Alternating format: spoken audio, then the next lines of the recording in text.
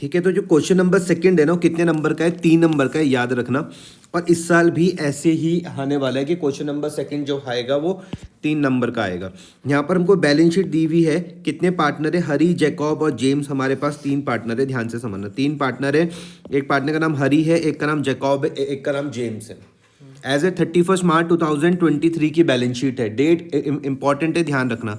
31 मार्च 2023 की balance sheet है। To date follows, क्या बोलते हैं? Balance sheet of Hari, Jacob and James as a 31 March 2023। Liability side पर अब ध्यान देना, तो सिर्फ कैपिटल दी हुई है। हरी की है, जैकब की और जेम्स की है। 3,40,000, 1,90,000 और 2,20,000। कैपिटल का टोटल का करता हूँ तो कितना बैठता है? 7,50,000। फिक्स्ड असेट्स भी दे रखे हैं 3.5 लाख रुपए के। डेटर्स है मेरे पास 2.5 लाख रुपए के। बैंक है मेरे पास 1,50,000 रुपए का। टोटल करके देखता हूँ तो 7,50,000 और 7,50,000 आ रहा है। कोई दिक्कत तो नहीं है इतने में? कुछ चीज़ जो दोबारा समझानी हो? वहाँ पे जैकब की डेथ हो गई। जैकब की क्या हो गई? डेथ। जैकब कौन सा पार्टनर है? जिसकी 190 कैपिटल थी, जिसकी 190 कैपिटल थी। अब यहाँ पर ध्यान रखना है, इसकी जब डेथ हुई, ये वाली डेट याद रखनी है। आगे मेरी बात समझ में? एग्जाम में जब करने जाओगे तो हमेशा डेथ वाले केस में याद रखना, डी से क्या होता है? डेथ, और डी से डेट याद रखनी है। ठीक है, याद रहेगा? डी से डेथ, डी से डेट याद रखनी है। 30 जून 2023 को इसकी डेथ हुई। और देखो लास्ट वाली बैलेंस शीट मेरी क्लोज कब हुई? 31 मार्च 2023 को, और उसके 3 महीने बाद इसकी डेथ हो गई। अप्रैल, मई और जून। क्लियर हो रही है बात? बैलेंस शीट क्लोज कब हो रही है? 31 मार्च 2023 को। डेथ कब हो गई? 30 जून 2023 को। तो मैं यहाँ से लेकर यहाँ तक टाइम कैलकुलेट कर रहा हूँ तो 3 महीने आ रहे हैं। क्लियर हो रही है भाई साहब बात? अच्छा, his drawing from the 1 April 2023 to the date of his death amounted to ₹1 lakh इसने विड्रॉ करें। कब से लेके कब तक? अप्रैल से लेके जब तक उसकी डेथ हुई 30 जून 2023 तक उसने कितने रुपए करे विड्रॉ? 1 लाख रुपए विड्रॉ करे। तो ड्राइंग्स में आप हमेशा याद रखना, मैं रूल लगाता हूँ उसमें L माइनस का, क्योंकि ड्राइंग्स क्या करती है? कैपिटल को कम करती है। समझ में आया? 190 इसकी क्या थी? कैपिटल थी। 1 लाख की इसने क्या करी? ड्राइंग करी है। कब तक? His drawing from the 1 April 2023 से लेके जब तक उसकी डेथ हुई 1 लाख रुपए की ड्राइंग हुई। अप्रैल से लेके जून, मई, जून 2 महीने तक। नहीं, 1 तारीख है ना। हाँ, अप्रैल का पूरा महीना, फिर मई, फिर जून का भी तो पूरा महीना आएगा। 30 जून है ना भाई साहब डेट। तो अप्रैल, मई और पूरा जून। अपने कैपिटल से ज्यादा की इसने तो। क्यों? 190 है उसकी कैपिटल तो। 1-1 लाख की ना। नहीं, अप टू लिखा हुआ ना, अप टू द। अच्छा, up to the date of his death. पूरी 3 महीने की पूरी दी हुई कि उसने अपने अप्रैल से लेकर और जब तक उसकी डेथ हुई तब तक उसने 1 लाख रुपए निकाले टोटल, ये दे रखा है। क्लियर? ठीक है। आगे बढ़ते हैं। According to the partnership deed, Jacob से हम लोग क्या करेंगे? To be charged with interest on drawings at the rate of 4% per annum. ध्यान से समझना, हमें फर्म के पॉइंट ऑफ व्यू से समझना है। इंटरेस्ट ऑन ड्रॉइंग्स फर्म के लिए क्या होती है? मैं N+ का रूल लगाता हूँ। N+ का रूल यहाँ पे ध्यान से समझो कि ये हमारे पास है फर्म, ये है आपके पास जैकब। जैकब ने क्या करा है? पे ड्राइंग करी 1 लाख रुपए की। फर्म इसमें 4% के हिसाब से IOD चार्ज करेगी। तो काय का रूल लगा रहा हूँ मैं? N+ का। क्लियर हो रहा? 1 लाख का 4%। 1 लाख में हम 4% कैलकुलेट करेंगे। इतनी बात समझ में आ रही? फिलहाल ध्यान देने वाली बात क्या है कि जो इंटरेस्ट ऑन जो ड्राइंग है, मैंने काय का रूल लगाया? N+ का। N+ क्या बोलता है भैया? Credit all income and gain. Clear हो रही है बात? यहाँ तक कोई दिक्कत तो नहीं है? आगे बढ़ते हैं हम। इसके बाद A पॉइंट के बाद अब B पॉइंट में देखो तो B पॉइंट में लिखा हुआ entitled to his share of the interims profit for which his capital account was credited with 1,10,000 रुपए। इसको क्या मिला भैया? प्रॉफिट मिला है, जिससे इसकी कैपिटल क्या हो गई? क्रेडिट हो गई। कितने से? 1,10,000 रुपए से। इंपॉर्टेंट है, क्रेडिट का मतलब क्या होता है? L+ हो जाना। कैपिटल का बढ़ना मतलब क्रेडिट होना। अगर डेबिट लिखा हुआ होता तो कम हो जाती। अभी इंटरिम प्रॉफिट लिखा हुआ तो कैपिटल क्या हो रही है? क्रेडिट हो रही है। अगर लॉस होता तो कैपिटल क्या हो जाती? डेबिट हो जाती। सी वाले पॉइंट में बोला entitle to his share in the, तो डेबिट। हाँ सिंपल। क्रेडिट होएगा तो क्रेडिट। नहीं, अगर बढ़ेगा तो क्रेडिट, तो क्रेडिट, प्रॉफिट होगा तो लॉस होएगा तो फिर डेबिट। लेकिन फिलहाल क्या हो रहा है कि जो उसका इंटरिम प्रॉफिट था तो उसके वजह से उसकी capital account was credited with 1,10,000 रुपए से।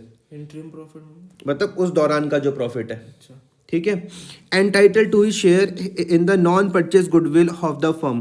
देखो दो तरीके की गुडविल हमारे पास होती है, एक गुडविल जो हम लोग किसी की परचेज करते हैं, दूसरी होती है नॉन परचेज गुडविल, इसको हम सेल्फ जनरेटेड गुडविल भी बोलते हैं। तो उसमें भी भैया उसका शेयर है entitle to his share in the non purchase goodwill of the firm. लेकिन एक यहाँ पर एक सुंदर सी बात देखो, ये लाइन जब आप पढ़ के देखते हो, the firm's non purchase goodwill on the date of a check of date had no value. समझ में आई बात या नहीं आ रही? सी वाला पॉइंट ये बोलता है कि जो आपका जिस पार्टनर की डेथ हुई जैकब की, उसका हिस्सा है भैया नॉन परचेज गुडविल पर, लेकिन उसके बाद एक नीचे लाइन लिखी हुई कि जो फर्म की नॉन परचेज गुडविल थी on the date of Jacob death, उसकी कोई वैल्यू ही नहीं है। नॉन परचेज मतलब नॉन परचेज मतलब सेल्फ जनरेटेड गुडविल।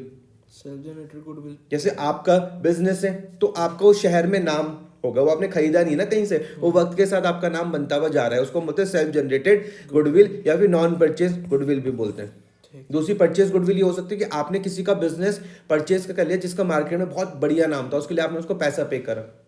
क्लियर हो रही है? तो ये नॉन परचेज गुडविल है। क्या बोल रहे हैं? सी वाले पॉइंट में ध्यान देना, entitle to his share in the non purchase goodwill of the firm. वो बोल रहे हैं कि भैया उसका हिस्सा है कि इसमें नॉन परचेज गुडविल में फर्म का, लेकिन नीचे एक सपोर्टिव लाइन लिखी हुई है कि जो फर्म का जो नॉन परचेज गुडविल है, उसकी जब डेथ हुई थी जैकब की डेथ, उस टाइम उसकी कोई वैल्यू ही नहीं थी। क्लियर? आगे हम बढ़ते हैं। The final amount to the Jacob by the firm was transfer to his executor loan account. मैं इसको आज कम से कम तुम्हें 3-4 बार बताऊंगा, पेपर में आ गया तो परेशान मत होना। एग्जीक्यूटर वो व्यक्ति होता है, सपोज करते किसी की डेथ हो गई अब उसके बाद जिसके साथ हम उसका हिसाब किताब करेंगे। नहीं आया समझ में? उसको एग्जीक्यूटर बोलते हैं। एग्जाम्पल के तौर पे हमने कहा कि सपोज करते हैं कि जैकब की डेथ हो गई और उसकी डॉटर आ गई एग्जीक्यूटर बनने। एग्जीक्यूटर मतलब जिस व्यक्ति की डेथ हो रही, उस जो दूसरा व्यक्ति जिसके साथ हम अब जैकब का सारा हिसाब किताब करेंगे। क्लियर हुआ? या उसका सन हो सकता है, वाइफ हो सकती है, या कुछ भी हो सकता है। तो बोल रहे जो फाइनल अमाउंट जो भी ड्यू होगी जैकब की बाय द फर्म, वो ट्रांसफर कहाँ पे कर देंगे हम? उसके एग्जीक्यूटर के लोन अकाउंट पर। क्लियर? बहुत सिंपल सा क्वेश्चन है। You are required to prepare, आपको इंटरिम बैलेंस शीट बनानी है of the reconstituted firm as on 30 June 2023। एक वर्ड बार बार आ रहा, इंटरिम। इंटरिम मतलब बीच में, क्योंकि डेथ ना बीच में हो गई भाई 30 जून 2023 को। अगर डेथ नहीं होती फिर तो 31 मार्च को ही बनाते ना, लेकिन इंटरिम वर्ड आ रहा है तो घबराने की कोई बात नहीं है। इंटरिम बैलेंस शीट मतलब जो हम बीच में बना रहे हैं, उसकी डेथ के बाद जो बैलेंस शीट बनेगी। क्लियर हो रहा है या नहीं हो रहा? Of the reconstituted firm. Reconstituted firm का मतलब क्या है? ध्यान से इस चीज को समझो। अभी तक मेरे पास हरी, जैकब और जेम्स थे पार्टनर। इस भाई साहब की तो डेथ हो गई, कितने बचे? ये 2। तो रिकॉन्स्टिट्यूटेड फर्म मतलब इसके जाने के बाद जो दोबारा से जो फर्म बनेगी, क्योंकि धंधा तो बंद नहीं हुआ ना, नई वाली फर्म में हरी और जैकब तो रहेंगे ना पार्टनर। तो चलिए फिर आंसर पे हम पहुंच जाते हैं। आंसर में आ जाओ फटाफट से। आपको क्या बनाने के लिए कहा गया? बैलेंस शीट बनाने के लिए कहा गया। देखो लास्ट वाली लाइन पर आओ, लास्ट वाली लाइन पर आओ, पहले लास्ट वाली लाइन पर आओ। यहाँ पर you are required to prepare the interim balance sheet of the reconstituted firm as a 30 June 2021। क्या बनाना है आपको? मेन इंटरिम बैलेंस शीट बनानी है। दिखा हुआ यहाँ पे कहाँ है? इंटरिम बैलेंस शीट बनानी। तो मेन आंसर यहीं से स्टार्ट होगा, मेन आंसर यहीं से स्टार्ट होगा, जो बोला गया वहीं से स्टार्ट होगा। क्लियर हो रही है बात? ऑफ द रिकॉन्स्टिट्यूटेड फर्म का मतलब मैंने क्या बताया? मैंने कहा कि भैया इस बंदे की तो डेथ हो गई, लेकिन उसके बाद ये दोनों तो कंटिन्यू करेंगे, हरी और जेम्स तो कंटिन्यू करेंगे। इसको मतलब रिकॉन्स्टिट्यूटेड, जो फिर से बन रही है फर्म। धंधा तो बंद नहीं हुआ ना, धंधा तो चल ही रहा है। तो आ जाओ आप बैलेंस शीट में, वो आंसर में, आंसर नंबर 2 पर आ जाओ। यहीं पर ध्यान दो, यहाँ पर ध्यान दे दो। मुझको क्या बनानी है? बैलेंस शीट बनानी है as eight 30 June 2023। Important word क्या लिख के आओगे? As eight. बैलेंस शीट हमेशा आज की बनती है, बैलेंस शीट हमेशा आज की बनती है, एज एट लिखते हैं हम, एज एट आएगा हमेशा। 30 जून 2023 की बात है। बैलेंस शीट हम कब की बना रहे हैं? 30 जून 2023 की। 30 जून 2023 की कौन सी डेट है? डेट की खास बात क्या है? डेथ हुई ना जैकब की, यहाँ पर डेथ हुई। अब आप इसकी लायबिलिटीज देख रहे हो, अमाउंट देख रहे हो, असेट देख रहे हो, अमाउंट देख रहे हो। थोड़ा सा ध्यान हम यहाँ पर दे सकते हो कि कैपिटल में सिर्फ 2 ही लोग आ रहे हैं, हरी आ रहा और सिर्फ जेम्स ही आ रहा है। नहीं आया समझ में? हरी और जेम्स ही आ रहे हैं। तो देखो आप ध्यान से, क्वेश्चन में मुझको यहाँ पर हरी की कैपिटल 340 दी हुई थी, जेम्स की कैपिटल मुझको 220 दी हुई थी। इनके साथ तो कोई कहानी हुई नहीं। तो देखो यहाँ पर तुम पाओगे कि कैपिटल भी बिल्कुल यहाँ पर सेम ही आ रही है। हरी की कैपिटल देख लो आप, जेम्स की कैपिटल देख लो। तीसरे वाले पार्टनर की क्या कैपिटल नहीं आ रही है। अब समझ में आ रहा? ठीक है। फिक्स्ड असेट्स में क्या कुछ चेंजेस हुए? इसके बारे में कुछ कहानियां लिखी हुई थी, फिक्स्ड असेट्स के बारे में कुछ कहानियां लिखी हुई थी। फिक्स्ड के बारे में कुछ कहानी लिखी हुई थी, एडजस्टमेंट में कोई बात करी गई नहीं, डेटर्स के बारे में कोई बात करी गई, बैंक के बारे में कोई बात करी गई। तो देखो यहाँ पर 3.5 लाख, 2.5 लाख और 1.5 लाख रुपए, देखो यहाँ पर कितना सिंपल है। फिक्स एसेट 3.5 लाख रुपए, डेटर्स 2.5 लाख रुपए, बैंक 1.5 लाख रुपए। नहीं आया समझ में? कुछ जब कहानी नहीं करेंगे तो सेम कॉपी पेस्ट हमने इसको मार दिया। लॉजिक समझते हुए चलते रहो। अभी ध्यान से कि भैया हरी और जेम्स तो धंधा करेंगे ना, आगे स्टार्ट, इनकी तो कैपिटल रहेगी।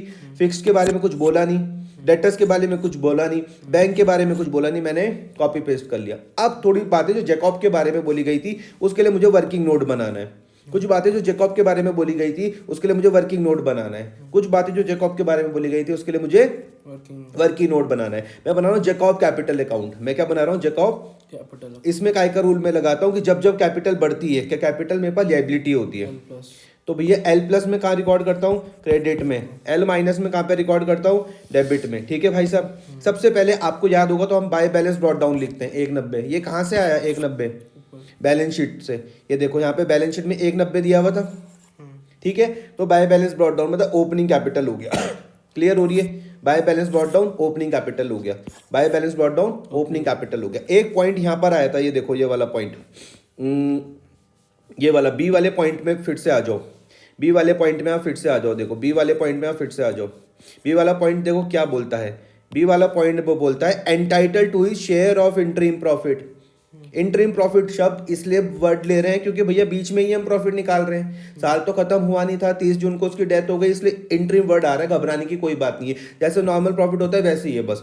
इंटरिम मतलब जो बीच का प्रॉफिट है। Entitle to his interim profit for which his capital was credited with 1,10,000 रुपए से उसकी कैपिटल बढ़ गई। क्लियर हुआ? तो जब कैपिटल बढ़ती है तो मैं एल प्लस में लिखता हूँ, एल प्लस में। यहाँ पर बस एक मैं वर्ड का इस्तेमाल कर रहा हूँ, by profit and loss suspense account. घबराने की कोई बात नहीं है। सस्पेंस वर्ड का इस्तेमाल क्यों करा? क्योंकि भैया अभी हमने सिर्फ उसको, भैया हमको प्रॉफिट का कब पता चलेगा? साल भर के बाद ही तो पता चलेगा। जब हम मैं अपने फाइनल अकाउंट बनाऊंगा तभी तो पता चलेगा। लेकिन अभी हमने नॉर्मल उसका जो प्रॉफिट कैलकुलेट किया तो 1,10 निकल गया, इसलिए हमने यहाँ पे सस्पेंस वर्ड का इस्तेमाल करा। बस 1,10 कैसे निकल गया होगा, हमें नहीं पता कि कैसे निकाला। बस क्वेश्चन ने कहा कि हमने पूरा हिसाब किताब करके निकाल दिया तो 1,10 उसका प्रॉफिट आ गया। हमें नहीं पता तो इसलिए मैं सस्पेंस वर्ड का इस्तेमाल कर रहा हूँ, प्रॉफिट एंड लॉस सस्पेंस का। समझ में आया? लेकिन मुझे इतना दिमाग में बात समझ में आ रही है कि भैया जब ये प्रॉफिट पार्टनर्स के बीच में बटेगा तो उसकी कैपिटल को कम करेगा। लेकिन अभी मैं तुमको प्रॉफिट समझा रहा हूँ, क्या पता वहां पे लॉस आ जाए तो लॉस यहाँ पे लिखना फिर to profit and loss suspense account. इतना तो दिमाग लगा लोगे? क्या ये पहले दोनों में कोई दिक्कत परेशानी? अच्छा, अब उसने क्या करा था भैया? ड्राइंग्स भी करी थी उसने। यहाँ पर ए वाले पॉइंट में उसने यहाँ पर his drawing from the 1 April 2023 से लेके up to the date of his death 1 lakh रुपए की उसने ड्राइंग भी करी। और मैंने बताया ड्राइंग क्या करती है? हमेशा कैपिटल को कम करती है। ड्राइंग क्या करती है? हमेशा कैपिटल को कम करती है। तो आप पाओगे, देखो मैंने यहाँ पर लिखा हुआ है 2 ड्राइंग्स 1 लाख रुपए। नहीं आया समझ में? ड्राइंग्स क्या करी भैया? इस पार्टनर्स की क्या कैपिटल को कम करी, तो मैंने 2 ड्राइंग्स लिखा 1 लाख रुपए एल माइनस में। सिंपल है। फिर वो बोल रहे भैया इंटरेस्ट ऑन ड्राइंग भी चार्ज करना है। फिर वो बोलते हैं इंटरेस्ट ऑन ड्राइंग भी चार्ज करना है। ध्यान से मेरी बात को समझो। To be charged with interest on drawing 4% per annum. अब बच्चे देखो क्या गलती करते हैं, तुमने नहीं करनी है। बच्चे क्या गलती करेंगे? बच्चे करेंगे, सपोज करते हैं 1 लाख रुपए का वो 4% निकाल लेंगे। 4% मतलब क्या होता है? 4/12। समझ में आया? तो वो बोल देंगे क्या आ रहा आंसर? 1 लाख का 4% मल्टीप्लाई। अब ये पॉइंट समझना यहाँ पर मैं क्या कर रहा हूँ? 3/12। हर एक चीज को समझाता हूँ। क्या तुम्हें 1 लाख समझ में आया? ये 4% समझ में आया? 3/12 समझ में आया? क्योंकि 3 ही महीने का है। तो जब मैं इसको यहाँ पर सॉल्व करता हूँ तो मेरे पास आंसर क्या आता है? ध्यान से समझना। 1 लाख का मैंने निकाला 4%, कितना आया? 4,000 आया। मल्टीप्लाई बाय 3 डिवाइडेड बाय 12 कितना आ रहा? 1,000 आ रहा। समझ में आया? हमें 1 लाख का क्या निकालने को? 1 लाख का ही तो है, ड्राइंग में ही तो निकालोगे। इंटरेस्ट ऑन ड्राइंग निकाल रहा है ना 4%, और तुम्हारे यहाँ पे ये जो ड्राइंग 1 लाख है तो इसी पे ही मैं कैलकुलेट करूंगा। 1 लाख का 4% 3 महीने के लिए 1,000 आ रहा। सर कहाँ लिखा है 1 लाख? ये तो रहा। His drawing from the 1 April 2013 up to the date of his death amounted to ₹1 lakh. Question में नहीं लिखा सर। अरे भाई ये क्या लिखा हुआ तो ये वाला point. His drawing from the 1 April 2023 up to the date of his death 1 lakh रुपए। समझ में आया? 1 लाख रुपए का 4% मल्टीप्लाई बाय 3/12 ये। लेकिन मान लेते हैं हमें, अब तुम वो बच्चों जिसने पूरे साल भर बहुत मेहनत कर रखी, तो तुम ये गलती नहीं करोगे, तुम बोलोगे कि भैया यहाँ पर हमें एग्जैक्ट डेट नहीं दे रखी है, नहीं आया समझ में, एग्जैक्ट डेट ऑफ ड्राइंग नहीं दे रखी है। भाई तुमने तो ये बता दिया कि तुमने 3 महीने में 1 लाख रुपए निकाले, लेकिन उस 3 महीने में कब निकाले ये नहीं दे रखा। तो जब एग्जैक्ट डेट ऑफ ड्राइंग नहीं दी हुई रहती तो मैं इसको मल्टीप्लाई करता हूँ 1/2 से, आंसर मेरा आएगा 500। मैं फिर बता रहा हूँ, बच्चे सिर्फ यहीं तक ही लिखते रहते हैं कई बच्चे, लेकिन तुमको ये गलती नहीं करनी, तुमको इसको 1/2 से भी मल्टीप्लाई करना है, तब तुम्हारा आंसर क्या आएगा 500। फिर तुम पूछो कि भाई तूने क्यों करा है, क्योंकि मैंने कहा कि 1 लाख रुपए ना 3 महीने में निकले, लेकिन कब निकले 3 महीने में उसकी डेट नहीं दे रखी। तुम बोल रहे कि अगर मान ले डेट दे रखी होती तो मैं उसके हिसाब से सॉल्व करता। समझ में आया? 1/2 से क्यों मल्टीप्लाई कर रहा हूँ, रखी होती कैसे करता है तब फिर अब इतना समय हम पे कम है, मैंने तुमको मेन लेक्चर में समझा रखा है, फिलहाल ये चीज समझो। आया समझ में? His drawing from the 1st April 2023 up to the date of his death amounted to ₹1 lakh। तो मैं इसको 1/2 से इसलिए मल्टीप्लाई कर रहा हूँ क्योंकि यहाँ पे इसकी डेट नहीं दे रखी है। ये बोला हुआ कि 1 अप्रैल से लेकर जब तक उसकी डेथ हुई तब तक उसने 1 लाख रुपए निकाले। समझ में आया? 500 रुपए तक की कहानी समझ में आ गई। और मुझको बताओ, इंटरेस्ट ऑन ड्राइंग जो है वो पार्टनर्स कैपिटल को बढ़ाएगी या कम करेगी? कम करती है। इंटरेस्ट ऑन ड्राइंग कम करती है भाई। ये बनता है ना चित्र, ये है कि तुम्हारे पास सुंदर प्यारी फर्म, ये तुम्हारा पार्टनर है भैया, अगर ये कुछ पैसा निकाल रहा है हमको देगा इंटरेस्ट, तो इसकी क्या कैपिटल कम नहीं हो जाएगी? फर्म से पैसा ले रहा है ना, वो तो उसने ड्राइंग का लिया था भाई। यहाँ पे देखो, ड्राइंग्स जब मैं करूंगा तो भी मेरी कैपिटल कम हो रही है, उसका मुझको उसमें ब्याज भी दे देना पड़ेगा, तो मैं उसकी कैपिटल को काट नहीं दूंगा। फर्म से ही लगेगा, फर्म के पॉइंट ऑफ व्यू से ही सोचना है। तो आपने ये बनाया ये जैकॉब कैपिटल, मेरे हिसाब से आप ये समझे, बाय बैलेंस ब्रॉट डाउन में कोई दिक्कत नहीं आई, 1/10 में कोई दिक्कत नहीं आई, ड्राइंग्स में कोई दिक्कत नहीं है, इंटरेस्ट ऑन ड्राइंग में कोई दिक्कत नहीं आई। फिलहाल ड्राइंग्स क्या करती है भैया? लायबिलिटी को कम करती है। इंटरेस्ट ऑन ड्राइंग भी भैया लायबिलिटी को कम करती है। समझ में आया? नॉर्मल क्लोज कर दो। जो सेट बड़ी होती है उसको मैं दोनों तरफ लिख देता हूँ। मान लो ये वाली सेट बड़ी, तो 3 लाख यहाँ पे लिख दिया, 3 लाख यहाँ पे लिख दिया। इस 3 लाख में से मैं इन दोनों को माइनस कर दूंगा, 1 लाख और 500 को, तो ये मेरा बच गया 199,500। 199,500 जोड़ के 190 प्लस 110, इन दोनों को जोड़ के 3 लाख आ गया। 110 इसके ये था ना प्रॉफिट एंड लॉस, ठीक है। इन दोनों को जोड़ के 3 लाख आ गया। 3 लाख में से मैं ये भी माइनस कर दूंगा, ये भी माइनस कर दूंगा, मेरे पास 199,500 आ गया। इसको देखो मैं क्या कर रहा हूँ, to Jacob executor loan account, balance carry down मत कर देना। To Jacob executor loan account, to Jacob executor loan account, to Jacob executor loan account. ये कौन है? एग्जीक्यूटर कौन है? एग्जीक्यूटर वो व्यक्ति है जो जैकॉब का हिसाब किताब करेगा। तो हमने इतने रुपए देने हैं, क्या लिखा हुआ? To Jacob executor loan account. तो ये फर्म के लिए क्या हो जाएगी? लायबिलिटी। फर्म के लिए क्या हो जाएगी? लायबिलिटी। तो हमने इसको बैलेंस शीट में लिख दिया 199,500। ये देखो, आया समझ में? बैलेंस शीट तुम्हारी मैच करनी चाहिए जो आपसे मांगा था। ठीक है, इतना कर लोगे आपको इसके 3 मार्क्स मिल जाएंगे।